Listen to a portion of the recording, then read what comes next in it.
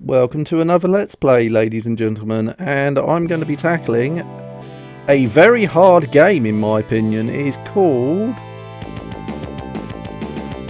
Well, first let's get the intro over and done with. There's a man and a woman falling in love, probably proposed or something, and then this magical castle just comes straight out of the earth. Then a hand grabs his girlfriend, or only woman here, and then this magic man turns him into a primate that looks a bit like Homer Simpson and a monkey crossed together. This game is called Toki Going Ape. I couldn't find an English version of this game, so I went with this version. It's meant to be English. It says it's European and USA, but the title is not. But that doesn't really matter. Anyway, I'm going to max my lives out on this and all sorts of continues. I have no idea what extended play means, so I'm just messing around with that for some reason. Difficulty definitely normal. You don't easy probably, but normal if you want a bit more of a challenge. I was having trouble with some controls there, but I think I got everything in order, and we'll get to playing this game, which it's an arcade game. You can tell this because this is the sort of game where you would lose lives and you would feed a machine coins, because the difficulty, the one thing that makes this game even more difficult than a standard one is there's no life bar. You get hit, you die. So obviously each time you're doing this you've got to be very careful, because if you get hit by one thing you will die. So we're on our way to rescue our girlfriend from this evil guy who is a wizard called Stark, who has turned us from a Neanderthal into a hairy Neanderthal. So the first level is an introduction. You jump and you spit balls at people. Well, not people, sorry, monsters. And there's different types. You got the standard one, which was right at the start, and then you get these power-ups from birds that drop them, or if they're actually on the stage. This is the standard one. It's not very powerful and it takes a lot to kill an enemy, whereas the other ones are much more powerful. There are different ones. You got the one you had a second ago, which was a bouncy one, which is pretty powerful and bounces everywhere. You got this one, which charges, and when it's at its highest charge you can let off a massive fireball, but if it's at the bottom then you're just going to let off a small little pebble. But it's still quite powerful.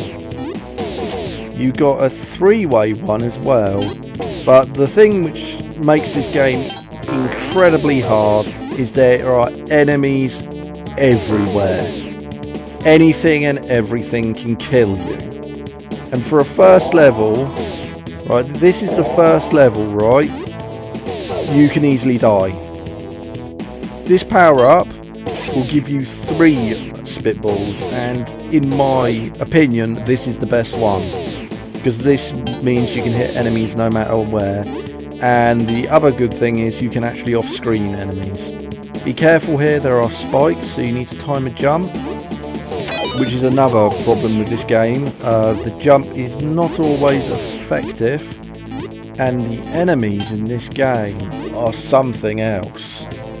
I mean, you'll look at some of these enemies and they'll just give you nightmares. You can tell it's a sort of old 90s game because of the amount of bizarre creatures that are in this game.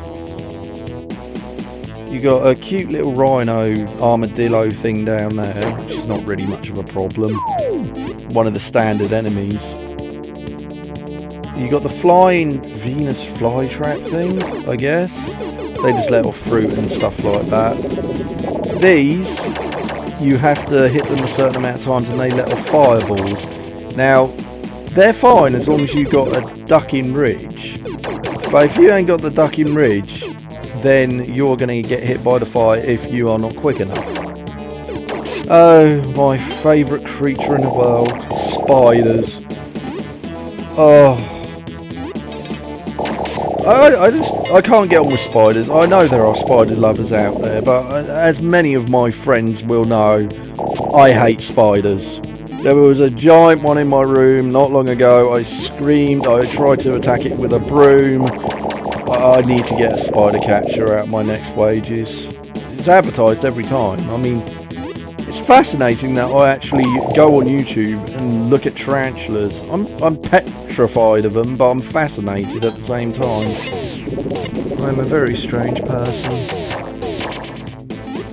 Anyway, we keep going along this bridge. And like I said, those spike things. These dragons, kill them straight away.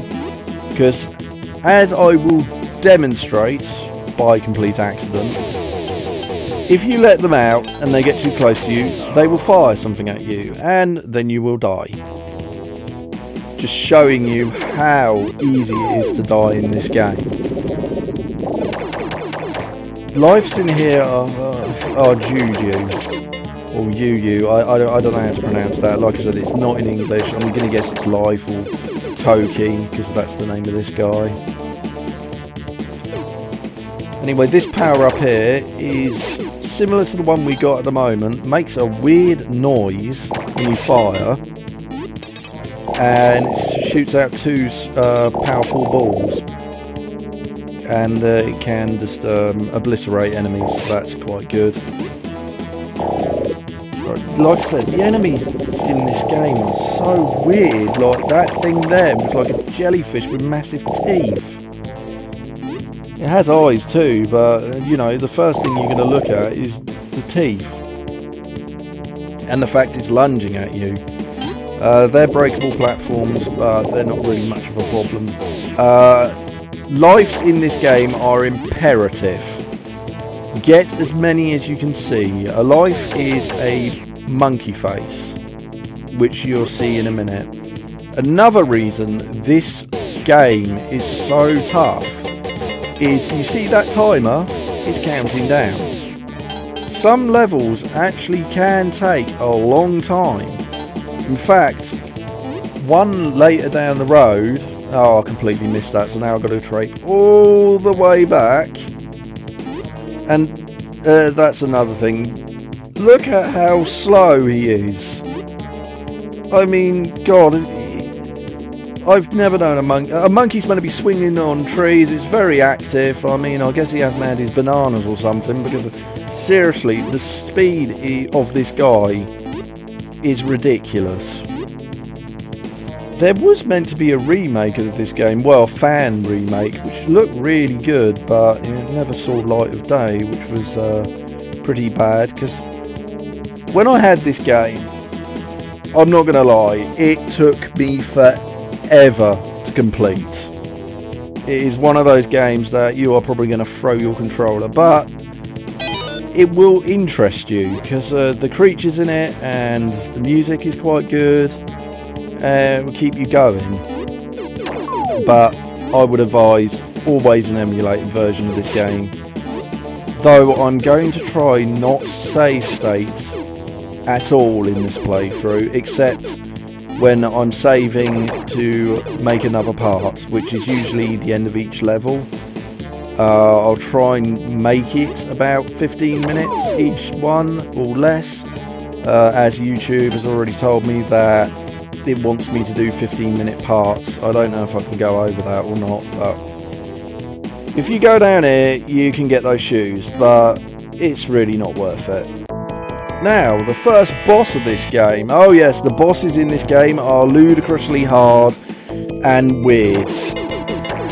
This one, straight when it's before it spawns, go all the way to the right and then shoot all its heads which shoot fire, and then the other one do the same, go to the far screen and they cannot hit you.